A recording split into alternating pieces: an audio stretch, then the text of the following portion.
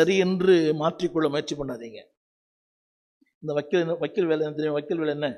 7 கொலை பண்ணால் உடனே சொல்லுவேன், என்னுடைய கட்சிக்காரர் நிரபராதி, என் கட்சிக்காரர் அவர் பொய் சொல்லுவதில்லை, என் கட்சிக்காரர் அடிக்கவில்லை, என் கட்சிக்காரர் லஞ்சம் வாங்கவில்லை, என் கட்சிக்காரர் கொலை செய்யவில்லை. இது என்னது?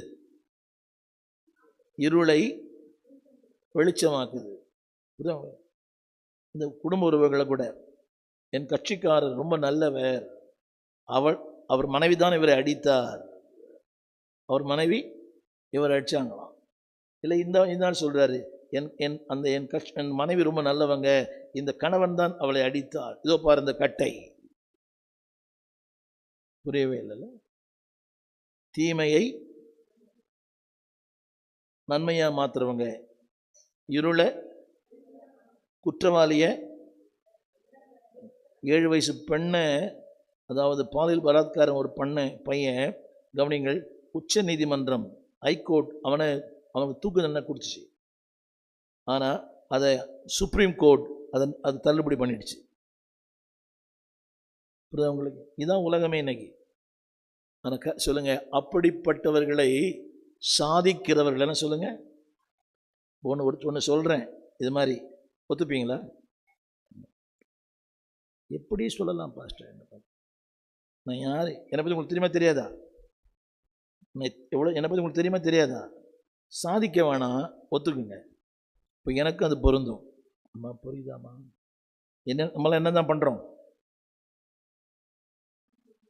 கடைசி சுற்றோட எதை சாதிக்கிறோம்? தீமையை நன்மையா, இருளை வெளிச்சமா, கசப்பை கவனிங்க. அப்படின்னா அவங்களுக்கு சில தடயங்கள் கிடைக்குமா கிடைக்காதா? காரணங்கள் கிடைக்குமா கிடைக்காதா? சில விஷயங்கள் கிடைக்குமா கிடைக்காதா? கிடைக்கும். ஆனால் ஐயோ, கரங்களை உயர்ச்சதுங்க, கிடைக்கும்.